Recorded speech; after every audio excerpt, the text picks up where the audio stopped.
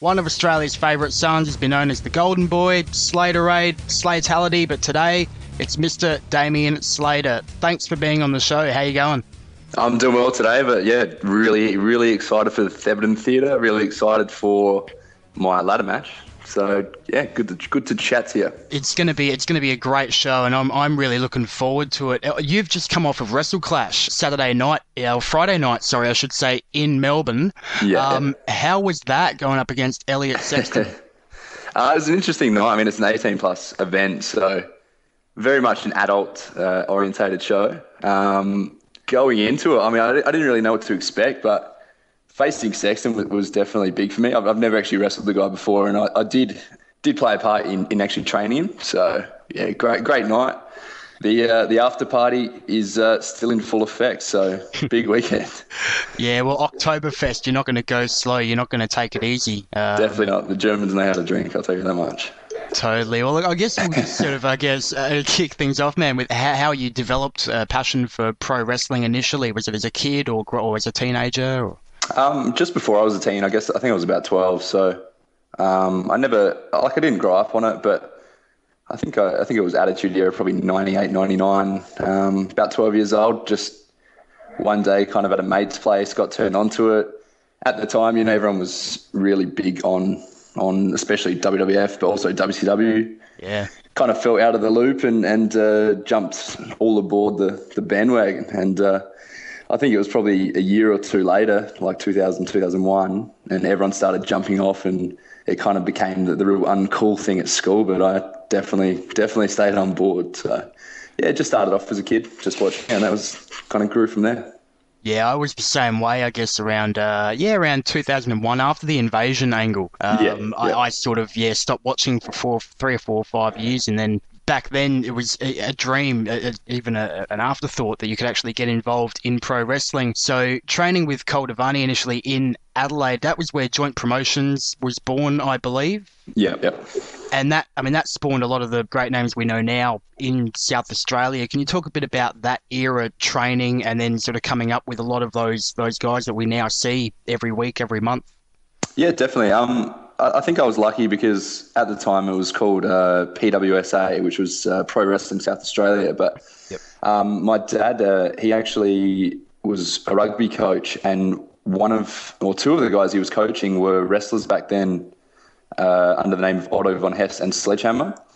So he obviously my dad knew that I was big on wrestling when I was about 12, and he took me down to one of the local shows, which I think it was at the Octagon, Octagon in Elizabeth. And there was like 800 people there. It was sold out. And, I'm sure the wrestling was terrible, but I really kind of fell in love. And from there, always had that vision that I was going to train and join PWSA.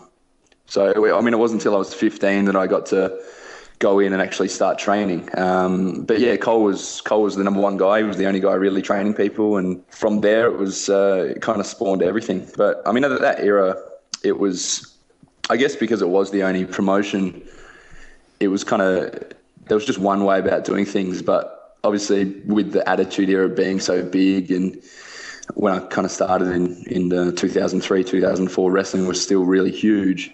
The local crowds, despite the product not being as good as it is today, the local crowds were always big and always really receptive. So it was a really good time to come up in wrestling. I think the only regret from that would be that back then no one really went overseas or there was no hope for Australians. Whereas now, obviously, there is definitely a lot of hope. So yeah, there was positives, but there's also the negatives of that era.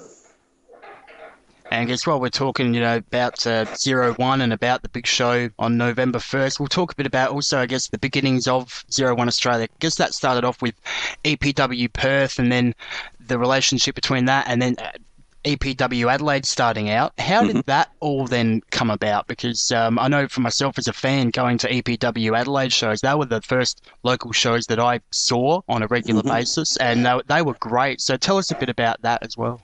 We all... like all the groups you see today, like Snake Pit and even some of the guys in Riot City, we were all at the Monster Factory. That was the only real school in Adelaide, and the Monster Factory was kind of coming to an end Cole was a bit older, couldn't really get physical, and there was always a real big divide, especially in people's priorities and where they wanted to be with wrestling. And I mean, I was a real young guy at the time. I guess it was 2006 when we started the EPW Adelaide thing, but Hartley Jackson had helped build EPW Perth, and I'd just started going over there too. And I was kind of in Jag's shadows. He really helped me out a lot and got me my first bookings interstate. And with the closure of the Monster Factory, all we really wanted to do was have a place to train because, I mean, not to blow smoke, but at the time with Jag going to New Japan and myself, we were really keen on just really training hard and I guess just kind of being athletes, I guess, like real, just the more athletic side of wrestling. So we just started the new dojo in '06, and obviously we needed a place to start wrestling. So EPW Perth kind of helped out, and we just formed EPW Adelaide. There was only probably, I think, 4 or 5 locals. Everyone else was from interstate. So yeah, that kind of spawned from there in late 2006. I mean, some great names came out of that dojo. I mean, Jonah Rock, for instance, he's done some great things over in TMDK with Japan and whatnot. So Sex Rock at the moment, they're on fire. Everyone loves their work. So I guess EPW Adelaide and Perth wrestling for those companies initially, and then you travel to the States a bit in '07, '09 and shared some locker rooms, even trained with some pretty top indie names over there, like your Rocky Romeros and Carl Andersons. And what was your trip, or I guess both trips to the US like? What were they like compared to the Australian indie loop, and how did the second trip differ from the first? Did you sort of go back over there at the second time and then think, oh, was this really, really worth it? Should I have stayed back home? Or was it good to get that, like you said, that extra experience of sort of branching out? Cole's training was excellent. He was very good for teaching the basics, just basic technique, respect for the industry, that kind of thing. But I'd never really been taught, I guess, the psychology of wrestling and why we do things, and I still didn't really get it. Yep. The first time I went, it was the New Japan dojo had just closed in where was it, North Hollywood, and I was meant to go there, and it closed literally like 2 days before I got there. So all the guys from the New Japan dojo, that was Rocky, Machine Gun, TJ Perkins, they moved to another place, which was the School of Hard Knocks in San Bernardino. And there was a guy there, Jesse Hernandez. He was kind of like Cole, a real old timer. He'd wrestled with WWF, just real undercard guy. No one would have really heard much from him, but he had a school there, and we kind of used his ring. And it was really cool just to be, training 4 or 5 people at a time, and it's me and all the guys I'm with are just top stars. So they really taught me the how and why of wrestling. The actual indie scene itself, it really was no different to how it is here. If anything, it probably wasn't as good. The talent wasn't quite as good. There wasn't the production that we have here. The crowd numbers definitely weren't as good. But it was more so the training that helped me. In saying that, going back 2009, a couple of years later, Machine Gun had been picked up by New Japan, so he was gone. Rocky was working AAA in Mexico, and TJ was still around, but he was on the verge of going to Florida for WWE. So all those guys that really helped me weren't there. So I went back, and two months I was training there, and it just felt like a real big waste of time. Not because it was bad by any means, but just because I wasn't progressing, like I wasn't going up. I was just kind of doing the same old thing that I could have done back home. But overall, I don't say I regret it, because going back that second time helped me get links like the Lucha Vavoom, and definitely helped me out with other bookings. But yeah, the first trip was a big eye-opener, a big changer, but the second trip wasn't so much. When you went over there, were you doing a lot of your babyface sort of work at that time, or were you sort of experimenting with different heel stuff as well? What was you doing primarily over there? Bit of both. Just mix it up. I was wrestling for a few different companies, and they were all asking different things. So, did the cheesy Australian character and did a bit of just straight face wrestling. So it was just a good chance to get experience in front of a crowd that didn't really know who you were. So, yeah, it definitely helped. So the reason I mention that is because, like I mentioned earlier, I started off, as a fan of the local scene, going to the the 01 NWA, EPW Adelaide shows. And when you turned heel, back I think it was 2008, that crowd was hot, and I was one of those people. As as a fan, it was quite something. Over the next couple of years, I guess, turning heel, that really helped you sort of bring up the likes of your Robbie Harts and Hot Rods and that. So those sort of guys, you could tell that they stepped up an extra peg, working with the likes of yourself. At that time, did you focus a lot more on sort of training guys than focusing on your own thing, or were you sort of juggling the two in the hopes of getting to say November 1st with the title match? I've always juggled the two. I mean, ever since I got back from the States the first time, I've been one of the head trainers with Jag. So I've always juggled the two. My passion has always been teaching. In my real life, I'm a teacher, so I've always enjoyed passing on the lessons that I've kind of learned.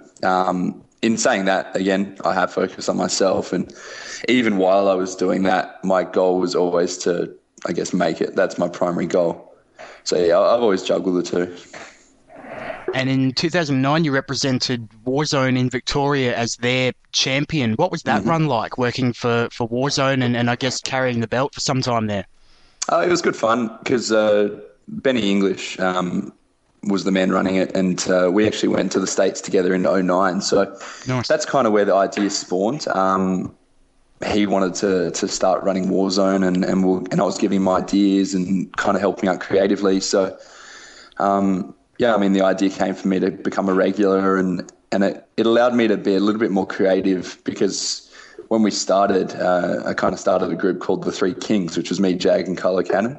Yes. So, I'd say that's the biggest thing from that 1 or 2 years I was in Warzone was just the chance to be creative, kind of try something different, and we kind of just goofed off and we were just being ourselves rather than a character or someone that someone's telling us to do. So, yeah, it was good fun.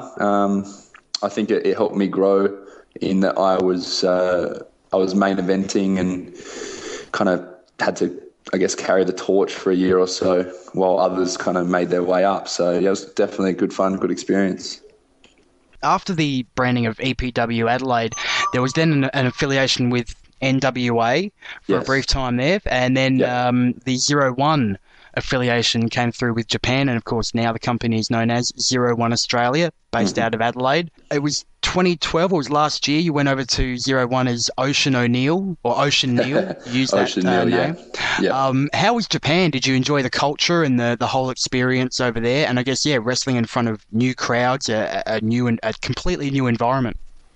Yeah, I completely fell in love with Japan. I knew I would because I have always been a huge fan of the style and watching, companies like 01, Noah, New Japan, etc.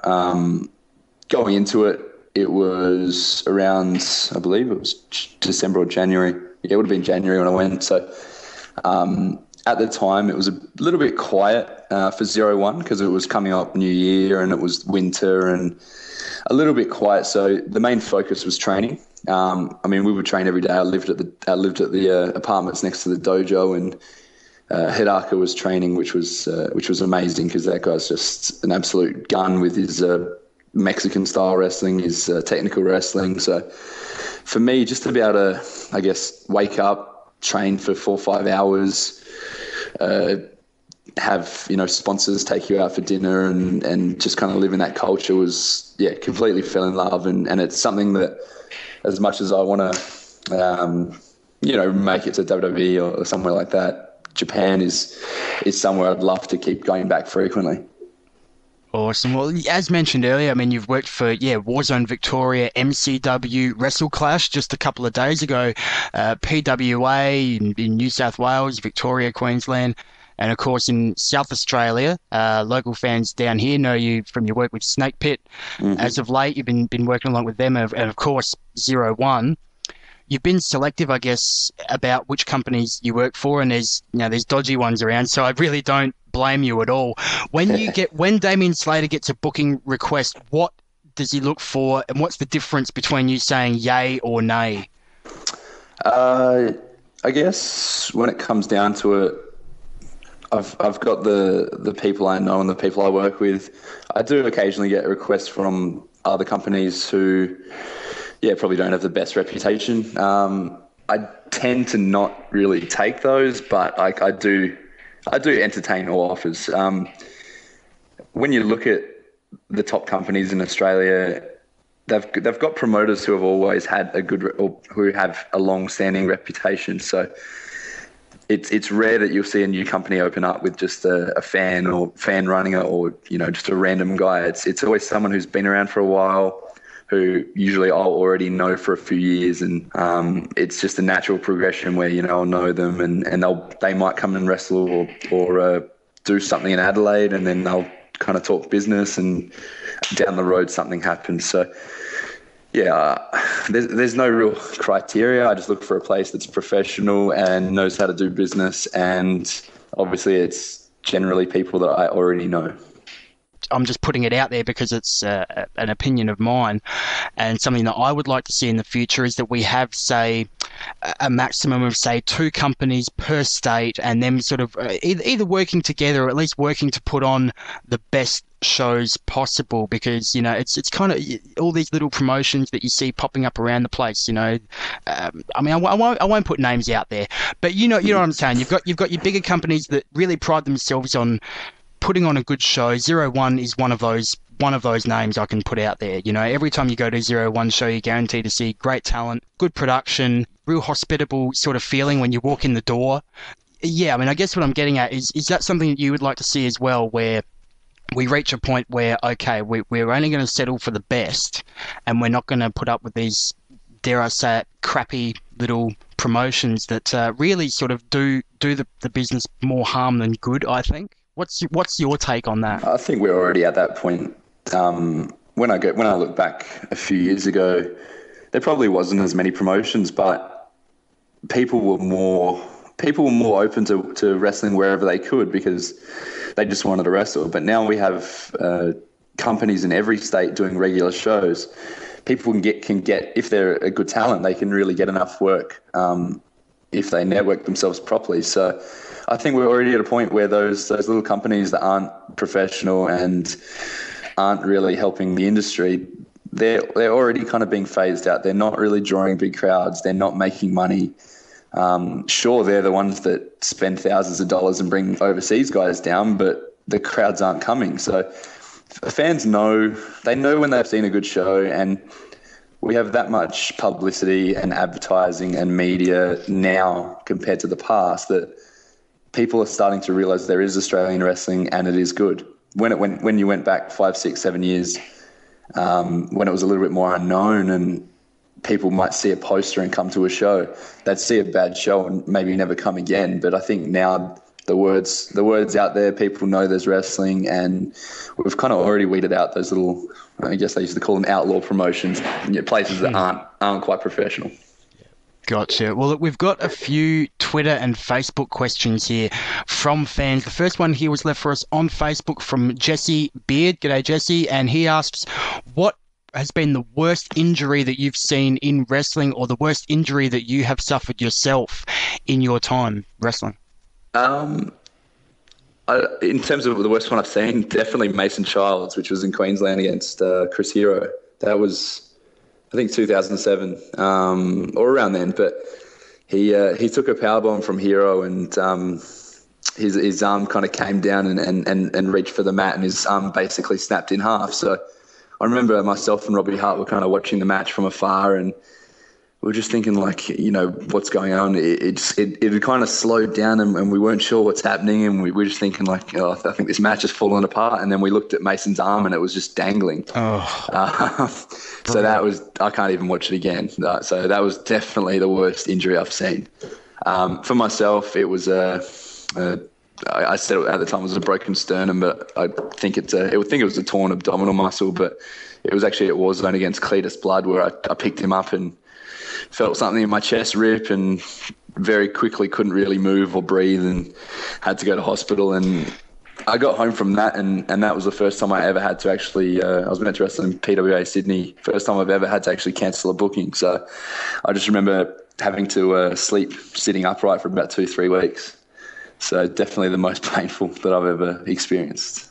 You can't take anything for granted. I mean, like picking up of all people, Cletus. You know what I Yep, mean? Like he's exactly such right. he's Somewhat such embarrassing. well, he's such a light guy, but that's the thing where I guess it's what look, it's one of those things I guess, folks, where in wrestling and in anything, you tend to hurt yourself in the silliest ways or in ways that you wouldn't think you would. And I guess if you're picking up Mike Peterson, or if you're picking up one of these big dudes, like I can understand how that happened, but yeah, it's always in the craziest ways that we hurt ourselves. Oh Yeah, gosh. no one ever gets hurt wrestling a hardcore match or something crazy. It's always just in a real simple move that everyone blows out their knees and gets injured. So I tore my quad bailing from the ring. I did a Kevin Nash. So hey, it's we've all done it at some stage. lovely. On Facebook, Kyle Wallenberg has left us a question as well. Thank you, Kyle. Is there any wrestler in Australia that you would like to work a match with that you haven't already? Good question. I think because I do wrestle in a lot of different states, I think I've been able to wrestle most of the guys I've ever had on my bucket list, I guess. But Adam Brooks. I haven't wrestled Adam Brooks, and he's, especially in the past couple of years, he's just completely broken out and become incredible. So he'd be at the top of the list. I can't really think of anyone else right now. Our last guest was Slex, and he also Yep. said Adam Brooks. Yeah, yeah. So everyone loves Brooksy. He's a good talent, and he listens, and he's improved out of sight. So I think he's definitely someone to watch in the future. He definitely has. He's a top flog. We love Brooksy. He sure is. On Twitter, Armbar Bar Vincengard has left us a question, and considering how many listeners we have in South Australia, this one could get some people talking. Who from RCW, Right City Wrestling, would you love to have a match with? Mimic. I actually started off with Mimic in the backyard, to be honest. So, yeah, we started off a long time ago, so I've known him for a long time, and he was training with me at the Monster Factory, and we actually had a match in '04. So haven't had a chance to wrestle him since then. Obviously, anyone who does watch Riot City shows or who's seen Mimic knows how incredible he is. So I think we'd be a perfect match style-wise and size-wise, and that's definitely something that I hope happens in the future. Yeah, just quietly, on the Aussie circuit, that is actually my dream match. Gee, now that JD Armour's the general manager of Riot City, we might have to make that happen. But Yeah. that would be an awesome match to see. My favourite match of yours that I've seen in person was actually a match that you had with Spike Steele back in Okay, 2007, and it was just this. I think it was like second or third match on the card, and it was just this great tech battle that you guys had. It was a good 15 odd minute wrestling match that you guys had, to the point where I was even actually cheering Spike Steele as well near the end. It's got nothing to do. You weren't a bad babyface. It was just that you guys were both putting on such a wrestling clinic. I'm just like, I love both of these guys. This is fantastic. That was one of my favorites. I believe Spike has retired from wrestling now. Yeah, kind of disappeared. Little bit sad because I mean, as a wrestler and also as a fan, Spike I thought was the best in Australia. He was just a natural, almost ahead of his time with some of the things he was doing, and he had a real good run for a few years, and then I guess he lost the passion for it, and he pretty much disappeared off the scene. So he hasn't come back, or I haven't actually seen him since. He could really suck you into that world. He made you believe that this guy's may not really be all there. But the way that he would go in the ring was, I was really, really impressed. Yeah. So that was an awesome match. Well, we've got a question that's been left here on our Facebook page from one Jag Hartley Jackson. Oh, great. Here we go. Don't worry, you're not in trouble.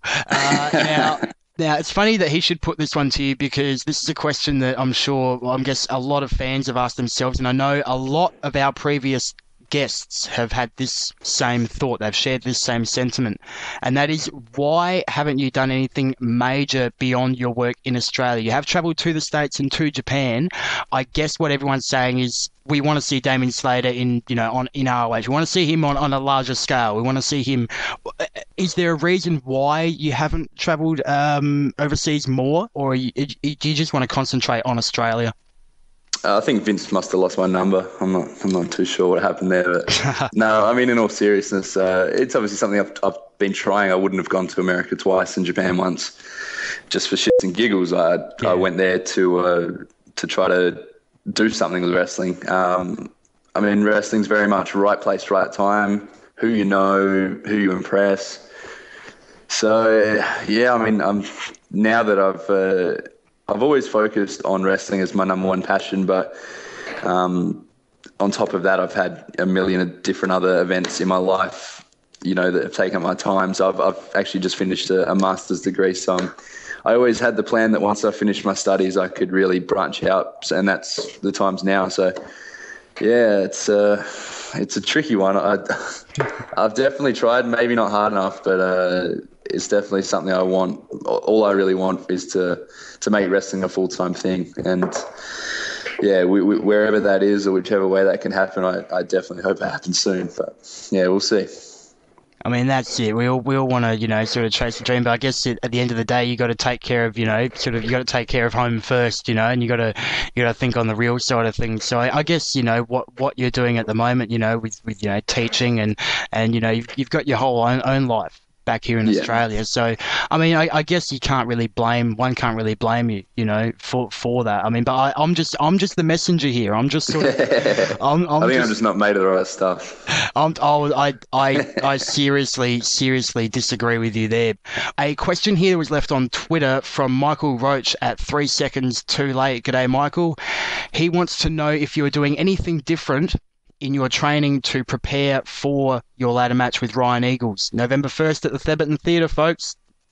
I've planted a few ladders in my backyard, and I've hired a group of ninjas to try to take me out at random. No, there really isn't anything different. I think a ladder match is really unpredictable. I mean, you can have all the cardio in the world, but nothing's going to save you if you've got a ladder flying at your head or if you're getting thrown off the top of one.